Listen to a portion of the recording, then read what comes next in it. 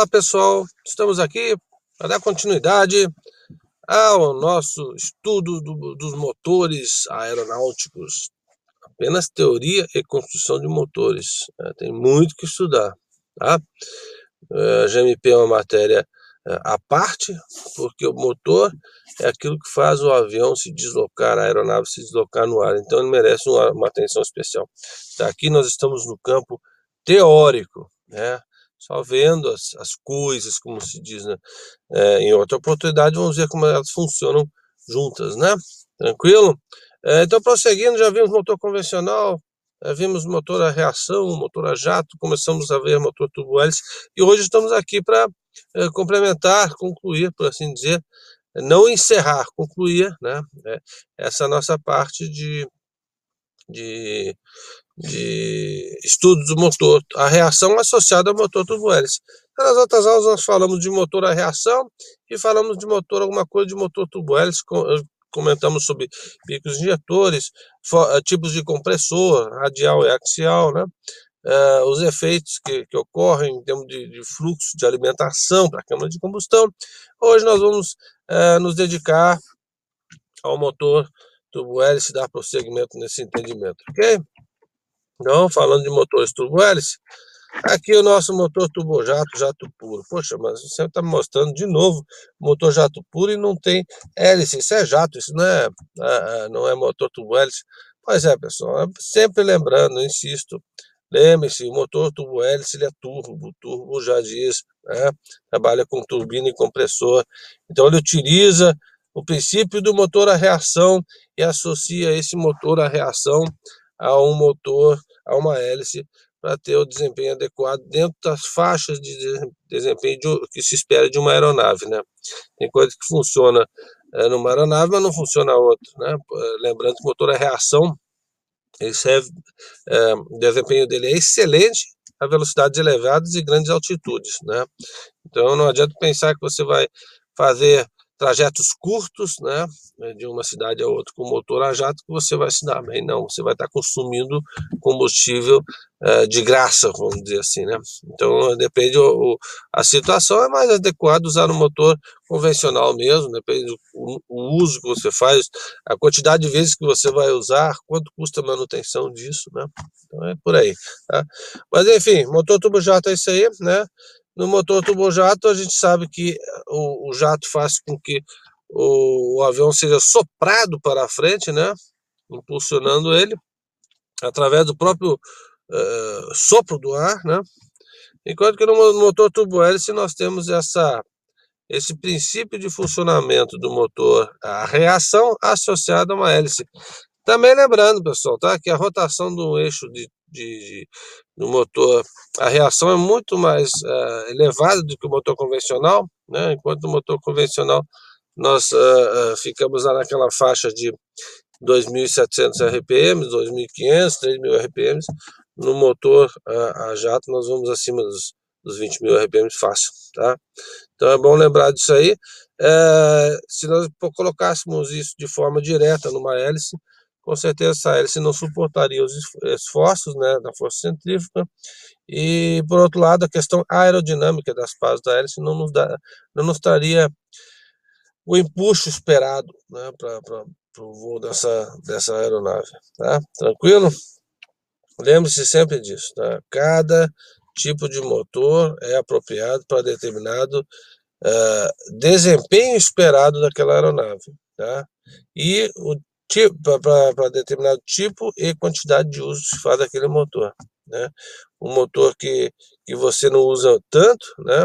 Tantas vezes, se ele for caro, acaba sendo caro a manutenção dele, porque você até motor parado você tem que fazer manutenção, tá? Tranquilo? Então, quanto ao motor turbo-hélice, nós temos uma série de opções, né? Independente do número de pás, normalmente nós temos motores turbo-hélice a partir de 3 pás, né? Eu não me recordo de ter visto nenhuma com 2 pás, não nada que venha à cabeça. Mas eu quero que vocês prestem atenção no desenvolvimento das pás das hélices, para onde é jogado essa potência. Vocês vejam aqui que isso aqui é um avião Caravan, né? Do avião Caravan que tinha 3 pás, né? Tranquilo. você já vai evoluindo, né, para um motor, aqui é semelhante a um ATR, né, com 6 pás, 2, 4, 6, isso, né, e aqui você já tem um outro projeto, né, 2, 4, 6, 8 pás. Observem a evolução da questão do tamanho e do formato da pá da hélice, né, e levem isso, transportem isso para dentro de um motor turbofan, né, chamado motor fan, aquele do turbinão que tem um ventilador na frente, né. Então vocês percebem que existe uma evolução das pás das hélices do motor turbo-hélice nesse sentido, né? Cada qual com o seu desempenho esperado, né? Eu não consigo visualizar onde nós vamos chegar com isso, com essa questão dessa evolução, em termos de custo, benefício e desempenho, né? É bem possível que se chegue numa época em que digam, oh, vale mais a pena um do que o outro, não se usa mais o outro. Confere? Né? Mas enfim, você vai conseguir encontrar esse tipo de utilização turbo-hélice em várias aviações, desde a mais simples, né, como o Caravan, que não é tão simples, mas vamos dizer assim, em relação ao ATR moderno desse, né, até uma aviação mais desenvolvida, tranquilo? Ah, Para quem não conhece, a aeronave Osprey, né, Osprey é aquele que decola como um helicóptero, né, com um motor tracionando na vertical, depois a hélice vira aliás, a hélice não, o rotor vira uma hélice. Interessante notar que, como nós já falamos, nós vamos ver helicóptero mais adiante, que uma hélice, ela tem o objetivo de empuxo, né, de tracionar a aeronave, né, enquanto que o rotor de um helicóptero, ele tem a função de sustentação, que é a mesma função de asa, né? Então a asa tem a função de tração, de sustentação, a hélice tem função de tração, né? Então imagine ligar, associar uma coisa com a outra. Aí você pode pensar, poxa, mas a sustentação é uma forma de tração para cima. Correto. Só que existe a questão das velocidades. Numa aeronave, você vai querer ter sustentação, mas não vai querer ter aquela velocidade vertical, aquela tração para cima. Você precisa de sustentação, não tração, né? Você não precisa levar o avião para cima, você precisa segurar ele na posição que você quer. Esse é o objetivo da asa, né? Apesar de auxiliar a subir com a aeronave, o próprio nome já diz, sustentação. Uma asa você busca sustentar a aeronave no ar, né? Enquanto que com uma hélice você procura tracionar, fazê-la ir adiante, né, com o maior desempenho possível. Então nesse Osprey, nessa aeronave, o motor todo gira, né, para passar entre aspas, passa de helicóptero para avião quando o motor aponta para frente, mas existe toda essa questão de uma hora usar como asa e outra hora usar como hélice, né? É um conceito muito interessante de se verificar, tá? Então aqui nós temos já dois tipos de motores, como havia falado, motor turbo-hélice, né? Um é axial e outro é fluxo reverso, o PT6. Eu quero lembrá-los também que no motor turbo-hélice, a tração praticamente toda, se não toda, vamos dizer, é garantido pela hélice. Quando ocorre de um fluxo de ar desse ser no escapamento jogado para trás, né, quando existe essa intenção de aproveitar o fluxo de ar para ajudar a tracionar a aeronave, isso se limita a 10, 15% da energia produzida pelo motor, você consegue jogar para empurrar o avião para frente, né? Mas a maior parte vai para a hélice. Quando isso acontece, né? Que normalmente você observe aqui, ó, escapamento do motor Caravan, ele não é, né? Ele não é jogado para trás para impulsionar a aeronave, é simplesmente uma saída de gases, né? Não é um bocal de empuxo. Então você não tem nem esses 10, 15% de tração, você tem um escapamento comum, né? A tração toda vem da hélice lá na frente. Perfeito? Tranquilo?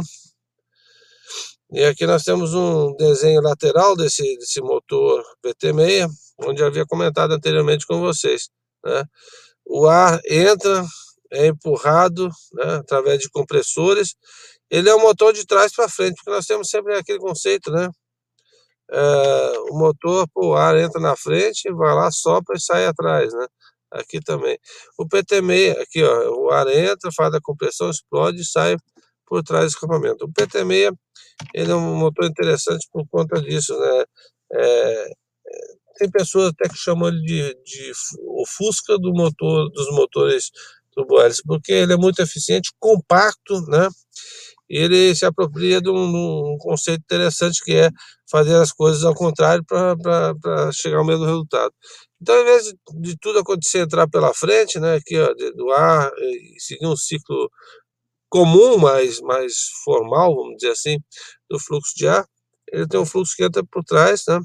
O compressor faz o papel dele, nós temos um compressor axial que joga esse ar de forma comprimida, né?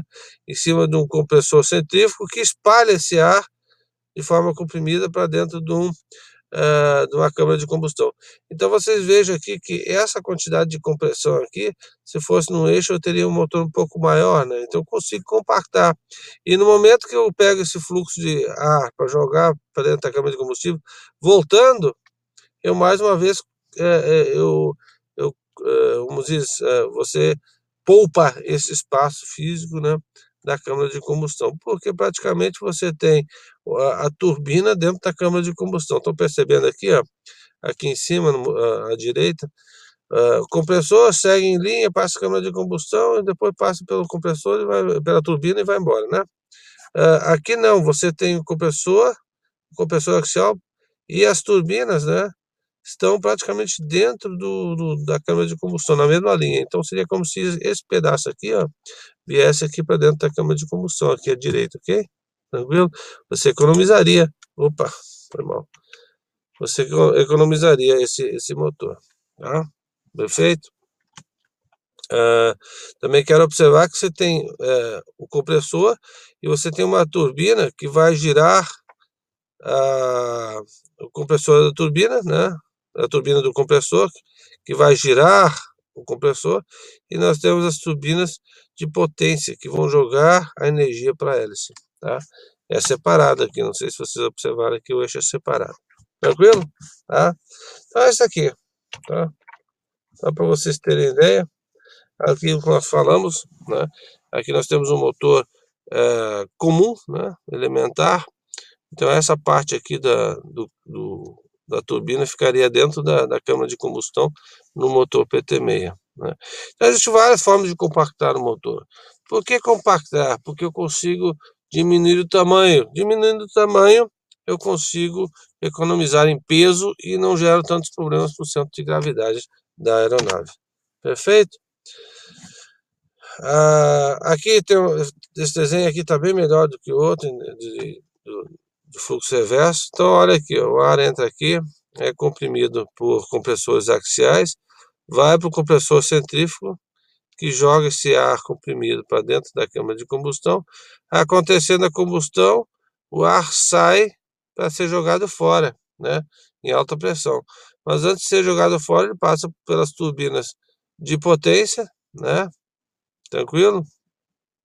E pela turbina do compressor. Percebe aqui, ó, né? Que vai fazer com que o compressor gire. Perfeito? Tranquilo? Dúvidas?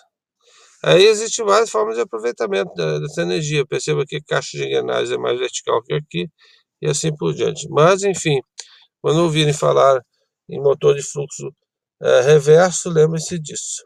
Tá? Perfeito? Aqui o desenho dele, tá? Esses slides estão nessa sequência para que vocês tenham a possibilidade de dar um freeze aí, de dar um congelamento na apresentação e estudarem. Minha sugestão para vocês quando forem estudar esses motores, cada qual com suas características, feche a apostila e pense o seguinte: por onde o ar entra, primeiro vou olhar se é um motor turbo-hélice ou um motor a reação. Como é que eu vou descobrir isso? Ora, motor a reação, né, motor a jato, desculpe, esse aqui também é motor a reação, mas enfim, motor a jato ou motor turbo-hélice. Motor a jato, ele não tem caixa de redução, de engrenagem de redução, não tem, né? Motor turbo-hélice tem essa monte de engrenagens ligadas ao eixo para jogar lá na hélice e fazer a hélice girar na velocidade adequada, tá? Tranquilo?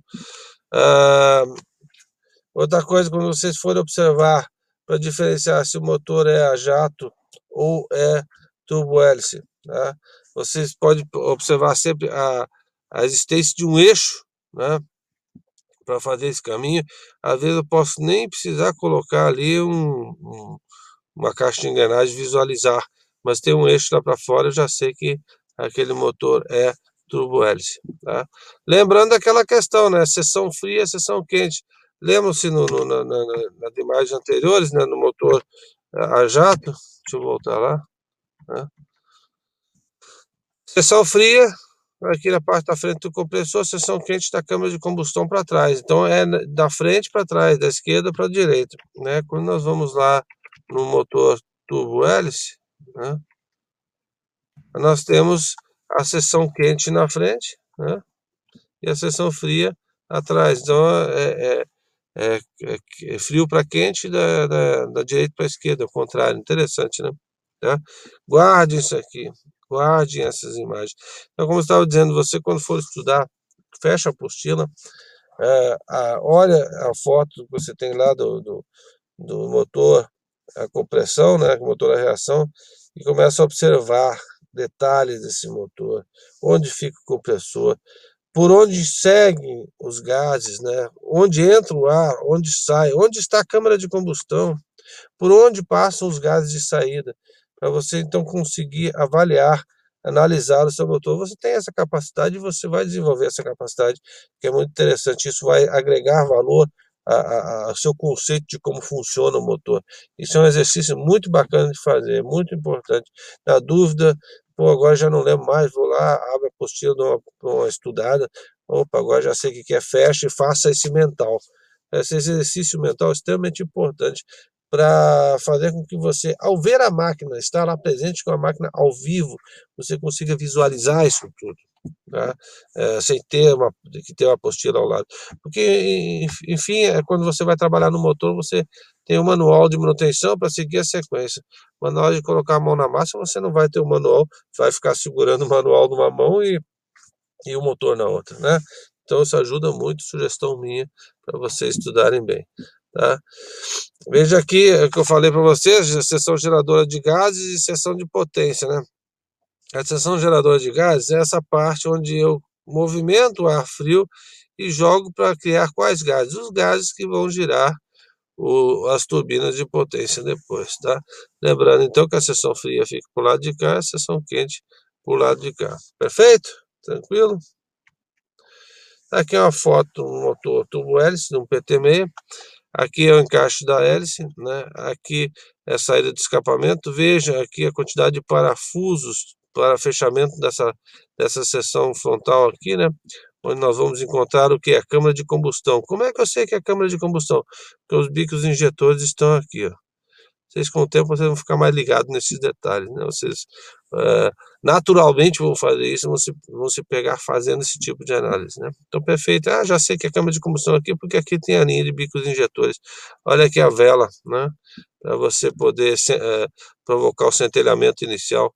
Tranquilo? Joia, né? Aqui outras partes, aqui já é a parte frontal, onde você tem a caixa de engrenagens, os controles de passo de hélice, manutenção de rotação de hélice. Não vou entrar em detalhes de funcionamento, como falei para vocês, né? Mas façam esse mental, vou desmontar o motor mentalmente. Tem várias fotos disponíveis nas redes aí de internet, né? E vídeos também. Explorem isso bem, porque vale a pena. Tem muita coisa atualmente, né? Hoje em dia nós temos uma grande disponibilidade de materiais na internet e isso ajuda muito nos estudos, tá? Então, quando eu falei que abria esses parafusos todos, eu tenho aqui, ó, essa câmara de combustão. Estão vendo aqui, ó? Onde é para estar os bicos injetores, aqui tem os lugares onde encaixo os bicos injetores. Aquele bonequinho com capacete, como brincamos, né? Na aula passada, ele vai encaixar e entrar aqui para dentro, ficar aqui exposto a tudo que acontece ali dentro. Percebe? Aqui, ó, isso é uma câmara de combustão. Então não é mais aquele conceito garrafão, né? É um conceito onde tem uma área ampla, aberta, onde simplesmente vou jogar combustível dentro e vai queimar e vai explodir com intensidade, vai sair girando uma turbina e soprando o avião para frente ou então girando uma hélice. Percebe aqui, ó? Tranquilo? Interessante, né? Ó, então aqui a gente já observa, né, características diferentes de funcionamento desse bico injetor aqui, ó, nessa área aqui, em relação a esse aqui, ó, tá vendo? Um pouco mais escuro. Você percebe que a forma de queima é um pouco diferente. Muitas vezes as coisas são diferentes, mas o limite, o grau de funcionamento está dentro dos parâmetros previstos, tá? Aqui pode-se perceber outra mancha, tá? Provavelmente já de um bico injetor não funcionando tão bem, tá? E assim vai indo. E essa é a parte que eu falei para você, caixa de engrenagem aqui na frente, comando de hélice, né? Que você encaixa junto com as outras peças, né? Aqui o pinheirinho, ó, de fixação das paletas, né? Então aqui, ó, essa peça você encaixa aqui e essa peça toda você encaixa dentro daquela câmara de combustão. Então toda a festa acontece aqui, toda queima acontece aqui. Isso aqui, se vocês tiverem a oportunidade de ver ao vivo, né, de visualizar, de presenciar, vocês vão perceber que isso aqui é um metal totalmente diferenciado, né? Para ter que suportar altas temperaturas, né? Tranquilo? Então tá aqui, ó, um resumo. Você encaixa essa peça, essa câmara aqui dentro e encaixa essa peça no conjunto. Então é esse nesse e os dois nesse. E prende os parafusinhos ali, né, para fechar a câmara. Perfeito, pessoal? Lembrando do bico injetor, tá? O bico injetor serve para quê? Injetar combustível. Aqui ele está sem o capacetezinho. Não se esqueça de colocar a proteção nele, né?